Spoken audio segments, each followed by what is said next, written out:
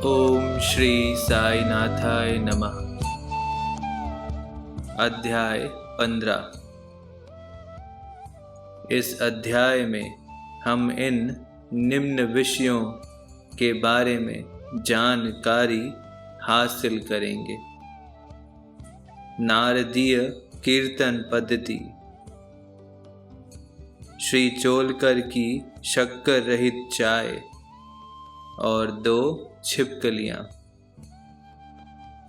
पाठकों को स्मरण होगा कि 6ठे अध्याय के अनुसार शिरडी में राम नवमी उत्सव मनाया जाता था।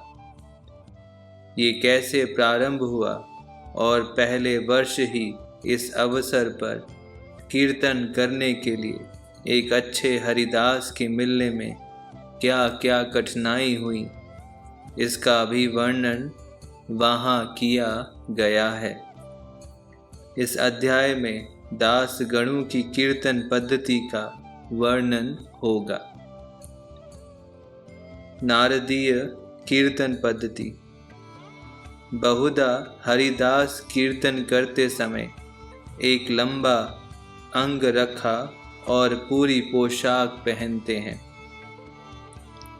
वे सिर पर फेटा या साफा बांधते हैं और एक लंबा कोट तथा भीतर कमीज, कंधे पर गमछा और सदैव की भांति एक लंबी धोती पहनते हैं। एक बार गांव में कीर्तन के लिए जाते हुए दास गणों भी उपर्युक्त रीति से सज धज कर बाबा को प्रणाम करने पहुँचे। बाबा उन्हें देखते ही कहने लगे, अच्छा दूल्हा राजा, इस प्रकार बन ठन कर कहाँ जा रहे हो?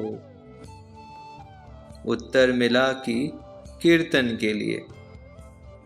बाबा ने पूछा कि कोट, गमछा और फेंटे, इन सब की आवश्यकता ही क्या है? इनको अभी मेरे सामने ही उतारो। इस शरीर पर इन्हें धारण करने की कोई आवश्यकता नहीं है। दास गणों ने इन वस्त्रों को कभी नहीं पहना। वे सदैव कमर से ऊपर अंग खुले रखकर हाथ में करताल और गले में हार पहनकर ही कीर्तन करते थे। ये पद्धति यद्यपि हरिदासों द्वारा अपनाई गई पद्धति के अनुरूप नहीं है, परंतु फिर भी शुद्ध तथा पवित्र है। कीर्तन पद्धति के जन्मदाता नारद मुनि कटी से ऊपर सिर तक कोई वस्त्र धारण नहीं करते थे। वे एक हाथ में वीणा लेकर हरि कीर्तन करते हुए त्रिलोक में घूमते थे। श्री चोलकर की शक्कर रहित चाय। बाबा की कीर्ति पूना और अहमदनगर जिलों में फैल चुकी थी, परंतु श्री नाना साहेब चांदोरकर के व्यक्तिगत वार्तालाप तथा दास गणों के मधुर कीर्तन द्वारा बाबा की कीर्ति कोंकण में भी फैल गई। इसका श्रेय केवल श्री दास गणों को ही है। उन्होंने अपने सुंदर प्राकृतिक कीर्तन से बाबा को घर घर पहुंचा दिया। श्रोताओं की रुचि प्रायः भिन्न भिन्न प्रकार की होती है। किसी को हरिदासों की विद्वता, किसी को भाव, किसी को गायन, तो किसी को चुटकुले तथा किसी को वेदांत विवेचन और किसी को उनकी मुख्य कथा रुचिकर प्रतीत होती है। परंतु ऐसे बिरले ही हैं जिनके हृदय में संत कथा या कीर्तन सुनकर श्रद्धा और प्रेम उमड़ता हो। श्री दास गणों का कीर्तन श्रोताओं के हृदय पर स्थायी प्रभाव डालता था। एक ऐसी घटना नीचे दी है। एक समय ठाणे के श्री कौपिनेश्वर मंदिर में श्री दास गणों कीर्तन में श्री साईं बाबा का गुणगान कर रहे थे। श्रोताओं में एक चोलकर नामक व्यक्ति, जो ठाणे के दीवानी न्यायालय में एक अस्थायी कर्मचारी था, भी वहां उपस्थित था। दास गणों का कीर्तन सुनकर वे बहुत प्रभावित हुआ और मन ही मन बाबा को नमन कर प्रार्थना करने लगा कि हे बाबा, मैं एक निर्धन व्यक्ति हूँ और अपने कुटुंब का भरण पोषण भी भली भांति करने में असमर्थ हूँ। यदि मैं आपकी कृपा से विभागीय परीक्षा में उत्तीर्ण हो गया तो आपके श्री चरणों में उपस्थित होकर आपके निमित्त मिश्री का प्रसाद बांटूंगा। भाग्य ने पलटा खाया और चोलकर परीक्षा में उत्तीर्ण हो गया। उसकी नौकरी भी स्थायी हो गई। अब केवल संकल्प ही शेष रहा। शुभस्य शीघ्रम। श्री चोलकर निर्धन तो था ही और उसका कुटुंब भी बड़ा था, अतः वह शिरडी यात्रा के लिए मार्ग व्यय जुटाने में असमर्थ हुआ। ठाणे जिले में एक कहावत प्रचलित है, नाड़े घाट व सह्याद्री पर्वत श्रेणियां कोई भी सरलता पूर्वक पार कर सकता है, परंतु गरीब को उम्रे घाट पार करना बड़ा ही कठिन होता है। श्री चोलकर अपना संकल्प शीघ्रातिशीघ्र पूरा करने के लिए उत्सुक थे। उसने मित्य व्ययी बनकर अपना खर्च घटाकर पैसा बचाने का निश्चय किया। इस कारण उन्होंने बिना शक्कर की चाय पीना प्रारंभ किया और इस तरह कुछ द्रव्य एकत्रित कर वे शिरडी पहुँचे। उन्होंने बाबा का दर्शन कर उनके चरणों पर गिरकर नारियल भेंट किया तथा अपने संकल्पानुसार श्रद्धा से मिश्री वितरित की और बाबा से बोला कि आपके दर्शन से मेरे हृदय को अत्यंत प्रसन्नता हुई है। मेरी समस्त इच्छाएं तो आपकी कृपा दृष्टि से उसी दिन पूर्ण हो चुकी थी।